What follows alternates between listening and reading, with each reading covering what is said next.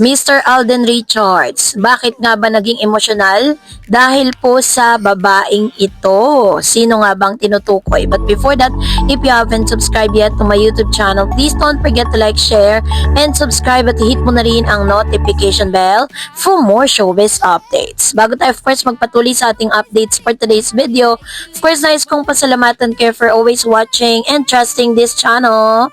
Thank you so much sa inyong laging panonood at palagi ang pagsubaybay sa mga updates po natin. Maraming salamat po. At ngayong araw, pag-usapan natin ang isang successful concert na naganap nitong si Mr. Alden Richards last Saturday.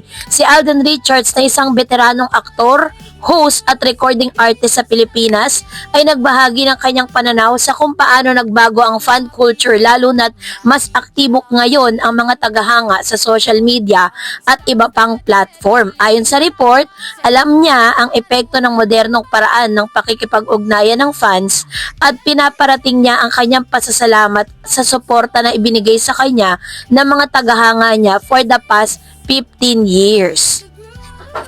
Binanggit niya ang kanyang karera ay hindi magiging ganito kung hindi dahil sa mga sumusuporta sa kanya mula noon at sa patuloy na pakikipag-ugnayan ng fans sa digital space. Pinapahalagahan niya ang pagkakaroon ng aktibong fan community at ang pagiging bukas ng komunikasyon sa kanila. So, sa pagdiriwang ng kanyang 15 years anniversary showbiz, inihanda ni Alden ang isang espesyal na fan meet na may temang gratitude at appreciation, kung saan ipinapakita niya ang pagpapalaga sa mga taong naging bahagi ng kanyang paglalakbay sa industriya. Kasama ang mga taga-suporta, kasamahan at pamilya, sinabi niya na ang mga taong pinagsamahan o mga pinagsamahan niya sa showbiz at ang mga tagahanga ang pinakamahalagang bahagi ng kanyang journey. Meron ding mga outreach activities din na isinagawa bagong event mismo bilang paraan ng pagbabalik tangi sa komunidad, no? So, pinatunayan ni Alden Richards na kahit na mabilis ang pagbabago ng fan culture sa panahon ngayon, kung saan malakas ang boses ng fans at mas malawak ang engagement dahil sa social media, nananatili siyang mapagpasalamat, mapaghambol at hadang makinig.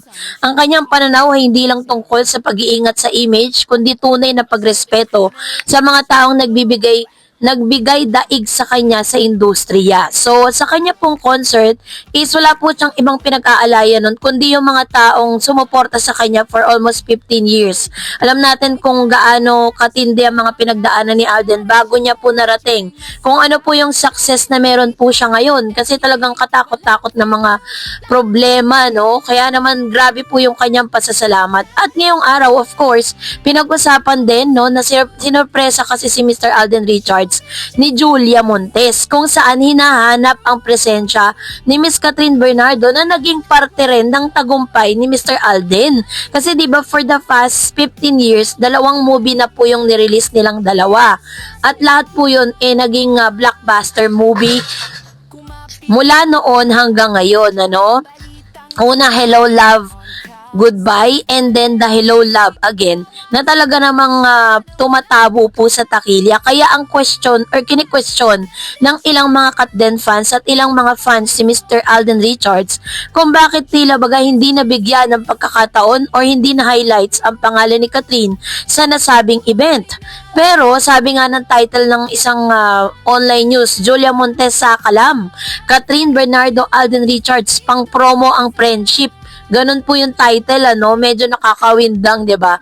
Nasurpresa kasi si Alden nang biglang umapir si Julia Montes sa stage para sa kanyang Alden 15 concert.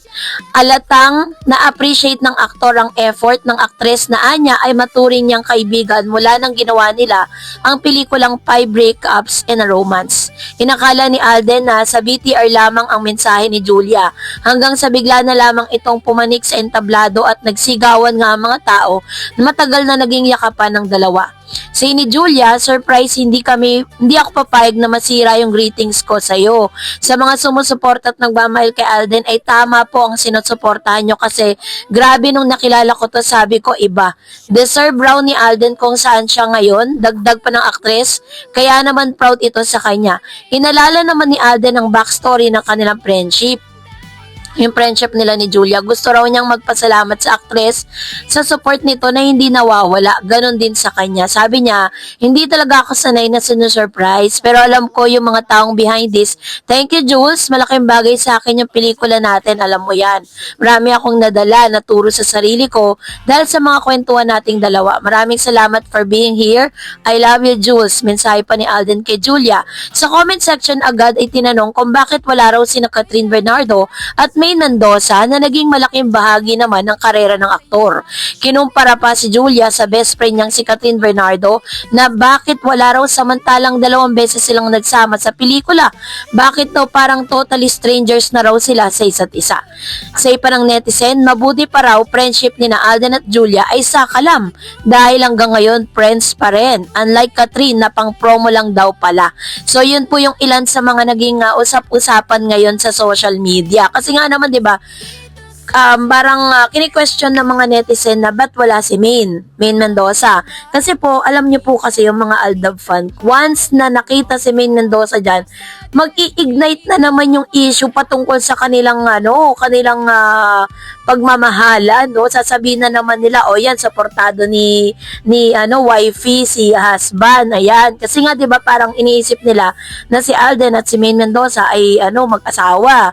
Dito naman kay Catherine Bernardo, is hindi naman siguro pang promo yung friendship. Alam ko pong maganda yung pinagsamahan nilang dalawa at sincere sila sa kung anumang friendship na meron sila.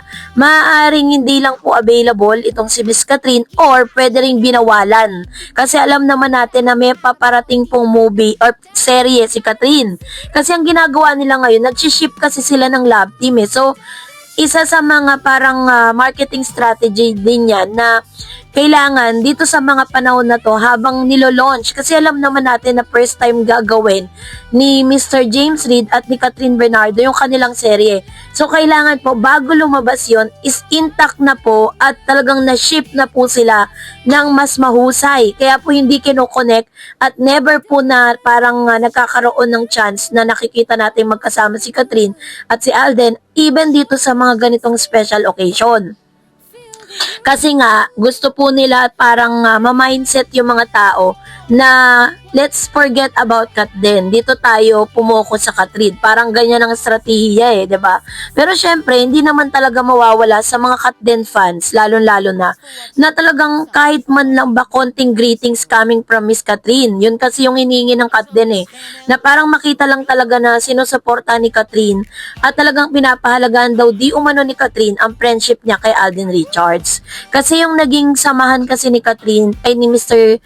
Alden tsaka Julia, kakaiba yon. Dahil nga si Julia parang talagang sobrang naging close silang dalawa.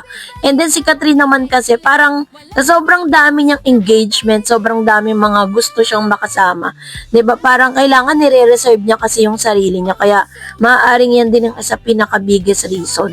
So kayo po, anong niyang saloobin patungkol dito? Mag-comment kayo sa comment section. And that's it for today. For more videos and updates, please don't forget to like and subscribe. And please don't forget to follow my Facebook page, Dar Eds TV and Dar Eds channel. God bless everyone!